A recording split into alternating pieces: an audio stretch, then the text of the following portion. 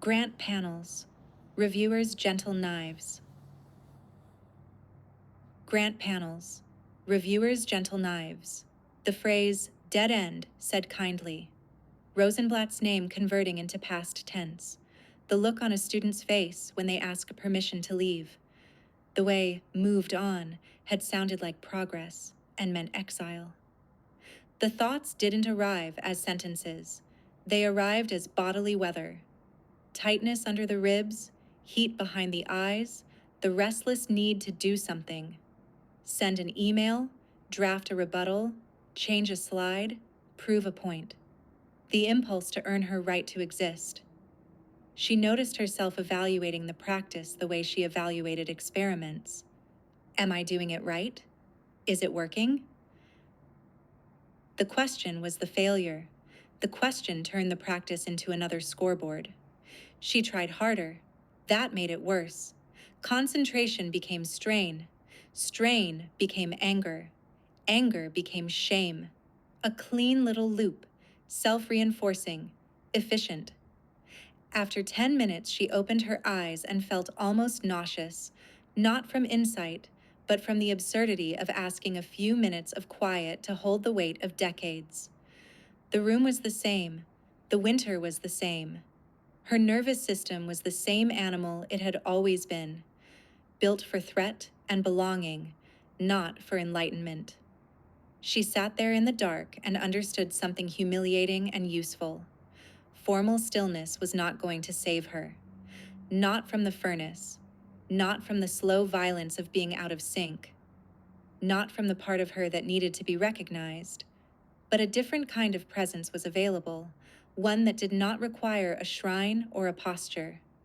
She stood up and went to the bathroom sink. She turned on the faucet. Water rushed out cold and clean. She washed her hands slowly, feeling temperature, slickness, the way skin remembers itself. In that ordinary attention, soap, water, breath, something unclenched. Not a solution, not a philosophy. Just the smallest discovery. You can be present without winning. She dried her hands and looked at her face in the mirror. She didn't look enlightened. She looked tired. She looked human. The mirror did not flatter her. That was its mercy. Back in the bed, she didn't meditate. She listened. She let sounds arrive and leave without needing to name them correctly. She let the winter exist without turning it into a verdict. It was not surrender. It was the beginning of learning how to survive the fall. The knowledge engineers were filling their boats with men, with experts, with rules, with ego. Their systems were heavy with intention. The neural net was an empty boat. It collided with the world, and the world did not shout back. It just adjusted. The emptiness was the strength. But try telling a room full of experts that their job was to build a vessel that contained nothing but the capacity to be filled. One winter evening, Mara sat with a friend who had quietly abandoned neural work. The friend stared into their coffee as if the surface might produce an answer. I couldn't keep doing it, the friend admitted. Every year, it was the same meeting, the same faces, the same polite smiles, like they were waiting for me to grow up. Mara did not judge them. She felt only the slow grief of a field that forced brilliance into compliance. Mara watched students choose safer topics. She watched professors advise against neural nets with gentle paternalism. She watched brilliant people quietly abandon ideas that might have been right, but were, at that moment, unfundable. Sometimes she wondered if correctness mattered, or if the world simply rewarded what could be built under current constraints. And then, slowly, without ceremony, the constraints began to change.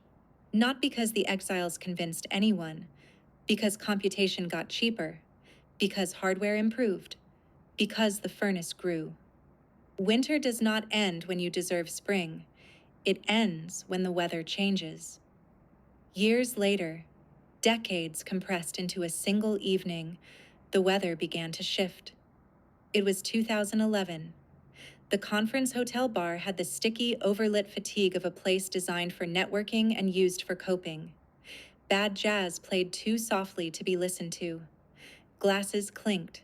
Lanyards hung like small leashes from tired necks. Mara stood near a high table with two other researchers she trusted enough to be honest around.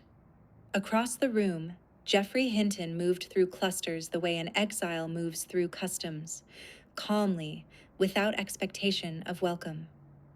A skeptic from Vision, Mara had heard him described as fair, which in academia can mean dangerous, caught Hinton near the edge of the bar. They spoke politely at first, the ritual language of people who know they are being watched. Then Hinton's patience gave out. He leaned forward slightly. His voice did not rise. It sharpened. "What do I have to do," he said, "to convince you that neural networks are the future?" The skeptic blinked, as if surprised by the nakedness of the sentence. Around them, bar noise blurred into a kind of privacy. He took a sip of his drink, buying time the way skeptics always do. "Win ImageNet," he said finally. The words landed with the weight of a public metric. Clean, cruel, simple. Not a philosophical argument. A leaderboard. For a moment, Hinton did not respond. His face held that peculiar stillness of someone receiving a demand that is both unfair and, in this world, inevitable. Then he nodded once. Not agreement. Commitment. Later, Mara watched him step out of the bar into the hotel corridor where the carpet muffled everything into secrecy. He pulled out his phone and stood under a wall sconce like a man choosing to light his own confession. She didn't hear what he said. She saw only the posture, the slight hunch of urgency, the way his free hand made small decisive motions, as if he were drawing a line the world would have to cross. That night, or the next, in the smeared timeline of travel and adrenaline, Mara's inbox carried a subject line that felt like a flare fired into fog. Hinton had written to colleagues, people who had smiled politely for years, people who had treated neural nets as a youthful mistake. The email contained a sentence that wasn't really a question. It was a dare, a plea, a threat, and a confession all at once. What do I have to do to convince you that neural networks are the future? Mara read it twice, then a third time, feeling the temperature in her body change, not because the sentence was persuasive, because it was human. It carried the accumulated cost of being out of sync, the years of being dismissed, the years of being right too early. And in its rawness, Mara recognized her own private question, the one she had never asked out loud. What do I have to do to convince myself that the thing I love is worth the winter? Chapter 8. First Light. The first light came as heat and noise. Mara visited a lab where GPUs sat humming like contained storms. The air smelled of warm plastic. The fans sounded like distant waterfalls. A student showed her graphs with a grin that looked like disbelief. "It's working," the student said, as if the phrase were too small for what it meant. The result was not a philosophical argument. It was a number that moved decisively. Mara watched the field's mood flip in real time. Skeptics became cautious enthusiasts. Old dismissals softened retroactively. People who had mocked neural nets began to speak of them as promising and obvious in hindsight. There was an uglier transformation, too, the way institutions pretended continuity, as if they had always been open to this, as if the winter had been a misunderstanding rather than a choice. Mara heard a professor, one who had once called neural nets a dead end, say in a hallway, "Of course learning matters. That's always been the point." Mara felt something hard inside her. Not anger, exactly. Something colder. A recognition of how easily people rewrite their own past to remain on the winning side. The exiles watched the conversion with complicated emotion. Vindication is not pure joy. It is also grief. For the decades lost, for the papers ignored, for the students who left, for the work that could have happened sooner. I heard a line, half confession, half joke, circulate through the community. Ilya thought we should do it, Alex made it work, and I got the Nobel Prize. It wasn't prophecy. It was the truth of how recognition distributes itself. Unevenly, unpredictably, often cruelly. Mara stood in a hallway at a now crowded conference and felt the heat from a nearby machine room through the walls, as if computation itself were breathing. The believers had waited. The world had finally caught up, not in wisdom, but in compute. And in the rush of adoption, Mara felt a new unease form. If scale was the decisive factor, what did that mean for the kind of understanding people like her had built their identities around? If the furnace could do what elegance could not, what was elegance for? The question did not ruin her joy.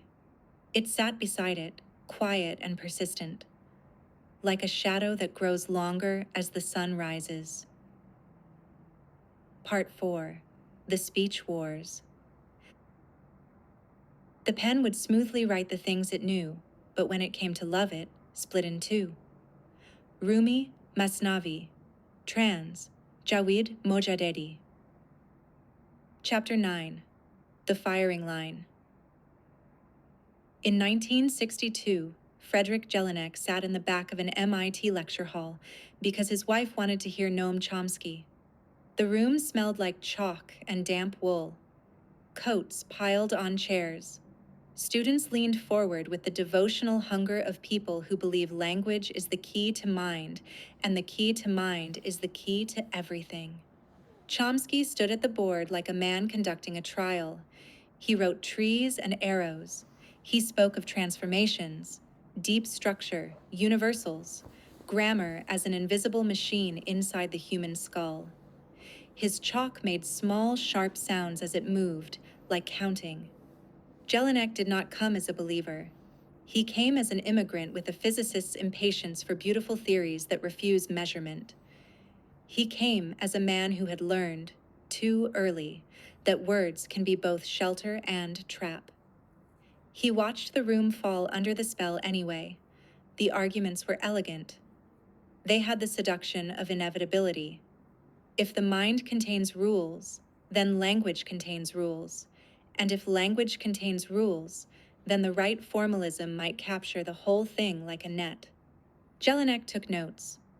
Not the way the linguistic students took notes, transcribing doctrine, preserving the structure. His notes were small, surgical questions. What do we predict? What is the error? How do we know? When the lecture ended, the room exhaled into chatter. His wife gathered her notebook with a satisfied smile, cheeks pink from the heat of belief. Outside, the Cambridge air cut clean. Cars hissed over wet pavement. The world, as always, did not care what theory had just won inside a room. His wife looped her arm through his. "Did you learn anything from those lectures?" she asked, half teasing, half hopeful.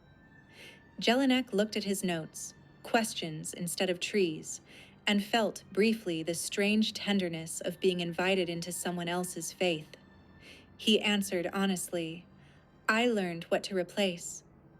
Frederick Jelinek's voice had the dry humor of a man who had survived worse than academic politics. He spoke about performance with a calm that unsettled people who were attached to explanation.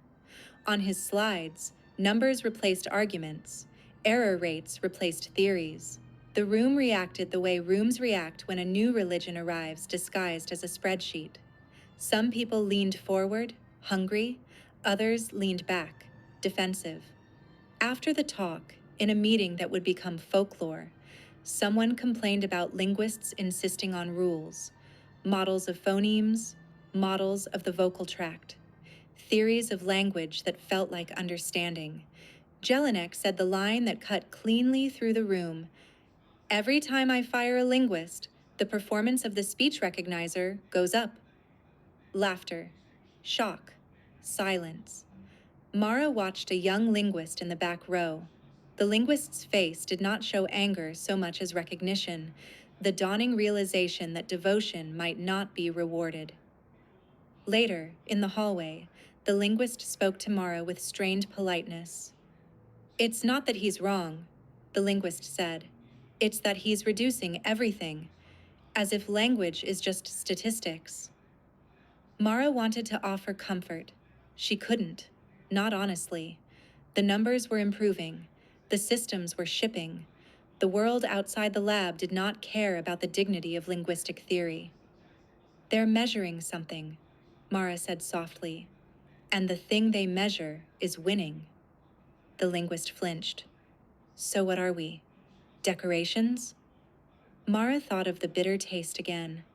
The feeling of being made irrelevant by a method that does not respect what it replaces. The feeling that your life's work has been reclassified as optional. That night, Mara walked back to her hotel through a parking lot full of government rental cars. The conference badges swung on lanyards like dog tags. She thought about the quiet militarization of measurement, DARPA-sponsored contests, deadlines, rankings, money flowing toward whatever performed best under a shared metric. It wasn't evil. It was simply what happens when a field is asked to produce results. Under pressure, taste becomes expensive. Understanding becomes optional. The shift did not happen because of a quote. It happened because the numbers kept improving. Scoreboards have a violence that feels objective. Community will tolerate many things. It will not tolerate losing on a public metric forever. Chapter 10. Statistics takes the mic. The first time Mara saw a speech competition up close, she mistook the room for a budget hearing. No stage, no chalk, no trees drawn in patient white arcs. Just rows of folding tables, coffee in cardboard cups, and a wall-sized display that looked like a scoreboard because it was a scoreboard. Names, numbers, a column labeled "We Are" that reduced a person's life's work to an integer with a decimal point. Outside the hotel, the parking lot was full of government rental cars, their white paint so clean it felt like a uniform. Inside, badges swung from lanyards like dog tags.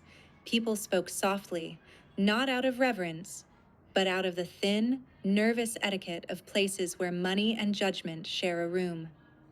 Frederick Jelinek arrived without ceremony. He moved the way some people move when they are used to being doubted.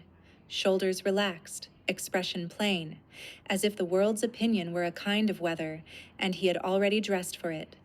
He carried a thin folder.